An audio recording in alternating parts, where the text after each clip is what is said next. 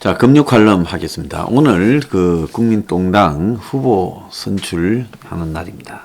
아마 오후 3시쯤 이제 할 모양인데요. 저보고 동당이라고 이렇게 표현을 써서 불쾌하다는 아마 동당 당원이나 지지자로 추정되는 사람들의 문자나 이런 게 가끔 있습니다. 동당이 제대로 국민 앞에 각성하는 모습을 보이고 또 새로운 변화를 추구하는 모습을 보이면 동당이라고 부르지 않고 원래 이름대로 불러주겠습니다. 그렇지만 현재까지 하는 모양을 봐서는 계속 좀 동당이라고 더 불러야 된다. 저는 그렇게 생각합니다. 저야 뭐 대중에 영합하지 않고 그리고 대중들이 뭐라든 제 주관을 가지고 가는 사람이고 또 우리 당도 기존의 여야의 기득권들이 만들어 놓은 저 좌우 기득권 정당들에 대해서 고쳐야 된다고 비판하는 사람입니다. 자, 솔직히 어지간히 국민들이 질렸기 때문에 정권을 교체해야 된다라는 것은 맞지만은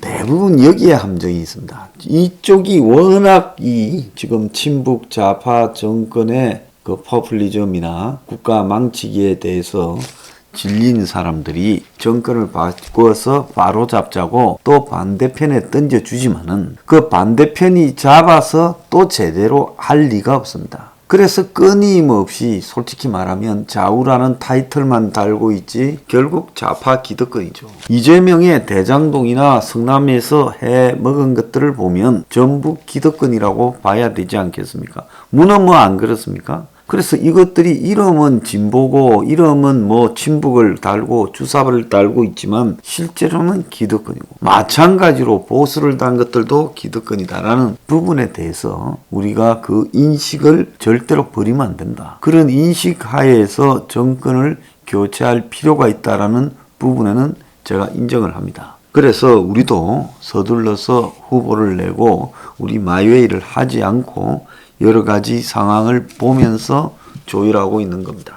자, 오늘 동당의 후보가 각성해야 될 부분에 대해서 제가 좀 말을 하겠습니다. 자, 결국 이 정권은 부동산으로 망합니다. 제가 2017년 가을입니까? 제 사무실이 당산동에 있을 때 강연에서 이 기분 나쁜 세상 어떻게 사나 할 때 저것들이 스스로 지 무덤을 팔 거다. 그리고 그 무덤은 경제적인 부분이 될 거다. 수준이 떨어지는 거라서 저것들은 경제적인 부분에 답이 나오지 않을 거다. 이렇게 말했고 올해 초에 이 정권은 부동산 때문에 망할 수밖에 없다. 이렇게 이야기를 했습니다. 결국 정권이 망하는 단초도 LH였고 그리고 정권이 망해서 문을 닫는 계기도 대장동이다. 결국 LH도 대장동도 다 부동산 문제와 관련되어 국민을 자극했다는 겁니다. 그래서 이재명 문제가 답이 잘 나오지 않는 이유가 뭔가 하면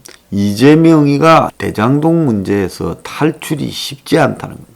그냥 국민이 봤을 때 이재명이가 순수한 관리 감독의 책임이 있을 뿐이고 나머지는 밑에서 도둑질을 해먹었다라는 부분이라면 국민들도 어느 정도 이재명에 대해서 이해하고 넘어갈 겁니다. 특히 중도 좌파 성향에서는 받아들여질 거예요. 충분히. 그런데 지금 돌아가는 스토리가 그게 아니라 대장동 하나뿐 아니라 위례고 또 백현동이고 또 정자동이고 간에 전부 그렇게 해먹었다면 이거는 우연이 아니라 작정하고 해먹은 필연이라는 겁니다. 그래서 이재명이 이 대장동 스토리의 진실을 꼭 규명하는 특검이 아니더라도 사실상 정서상의 특검이 진행되고 있다는 겁니다.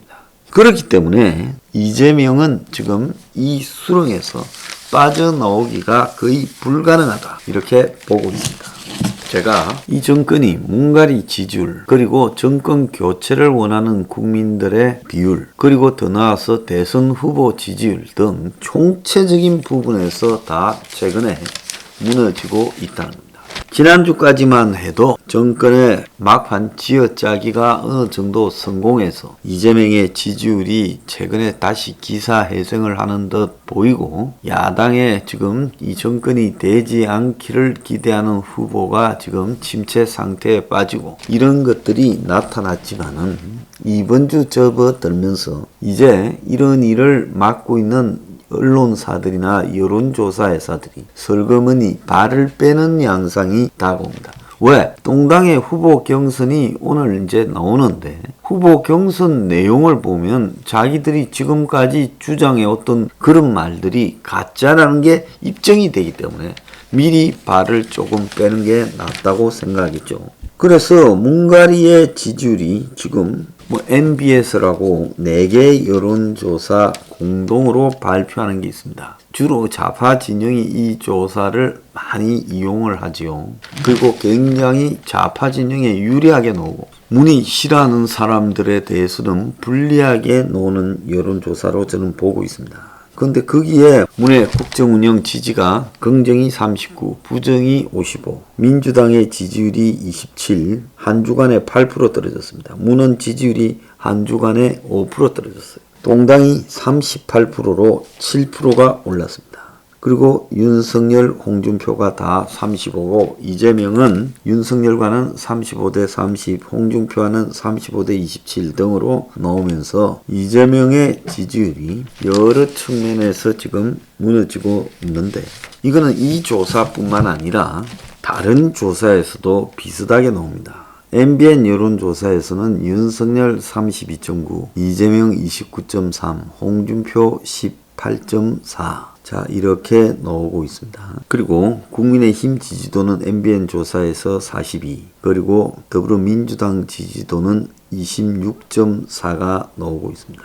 자 이쯤 돼버리면 이제 사실상 전체적으로 대통령 당 후보 그리고 정권 교체를 바라는 국민의 비율 등이 다 지금 확 벌어지고 있습니다. 이 4개 여론조사 회사에서도 정권 교체를 바라는 국민의 지지가 정권이 연장되기를 바라는 것보다 20%가 높습니다. 그러니까 최소 20, 최대 30% 정도의 국민이 정권 교체가 되기를 바라고 있습니다. 그래서 이런 총체적인 지지율 하락의 그 핵심에는 이 정권에서 가장 국민들의 심기를 건드린 이 여러 가지 문제들이 있습니다만은 그 중에서 핵심인 부동산 문제를 이재명이 건드렸다는 겁니다. 그래서 저는 애초부터 이 정권이 부동산 때문에 무너질 것이다. 왜? 가장 탐욕의 대상이 부동산이거든요. 돈이 가장 되거든요. 그러면 권력을 잡은 것들이 이 부동산에서 자유로울 리가 없다. 결국 이 정권은 부동산에서 무너지고 말 것이다라고 예측을 했는데 아니나 다를까 지금 대선에서 부동산 문제가 여건을 강타하면서 선거 자체가 이 시간 뒤로 제대로 되지 않을 겁니다. 오늘 아마 정권이 진짜로 당선되지 않기를 바랬던 쪽에서 당선이 될 거예요. 제가 봤을 때는 그 격차도 좀 생각보다 클 거라고 보고 있습니다. 그러니까 국민들 입장에서 여건이 수사하고 탄압하고 그리고 또 각종 이 공격과 엄해 공작들을 집중하는 쪽 그리고 여건과 다소 우호적인 발언을 해왔던 쪽에 대해서는 부정적인 선택을 할 것이다. 그래서 처음부터 답이 문을 두들겨 잡겠다, 심판하겠다라는 쪽에 이 선거판이 기울게 되어 있다는 겁니다. 야권의 후보 뽑는 것은요. 그래서 야당 후보가 당선이 되면 수긍하든 수긍하지 않든 그쪽으로 야당 보수의 속성상 급속하게 지지가 결집될 거고 이탈이 별로 없을 겁니다. 그렇게 되다 보면 결국 컨벤션 효과가 한 5, 6% 더 올라갈 거예요. 그러면 내주의 여론조사에서 2자리까지 벌어질 수 있는 가능성이 생길 겁니다. 그렇게 되면 이제 이재명은 더 이상 여권 후보로 버티기가 어려울 것이다. 자, 그러면 지금 여권이 이 패배를 순순히 그냥 3월 9일까지 지리한 패배의 과정을 밟으면서 그대로 받아들일 것이냐 아니면 신속하게 후보 교체에 나서서 후보를 교체하면서 마지막에 뒤집는 수를 벌일 것이냐 이제 이런 부분이 주목받고 있는 거예요. 그래서 문가리가 들어오면 내주까지 지켜보다가 모종의 방향이 잡힐 건데 아마 지금 내부에서는 이 사태를 어떻게 해야 되는가에 대한 논의가 진행되고 있을 거라고 봅니다. 그래서 동당의 후보로 결정되는 사람은 지금 국민들이 민심이 입안해 있는 가장 큰 부분이 뭐냐? 첫 번째는 부동산이죠. 두 번째는 광범위한 지금 경제 붕괴입니다. 세계적인 현상 속에서 나타나는 문제이기 때문에 과거처럼 수출을 늘리겠다. 막연히 일자리를 창출하겠다. 막연히 국가가 재원을 활용해서 다시 경제를 갖다가 띄우도록 하겠다. 아니면 돈을 뿌리겠다.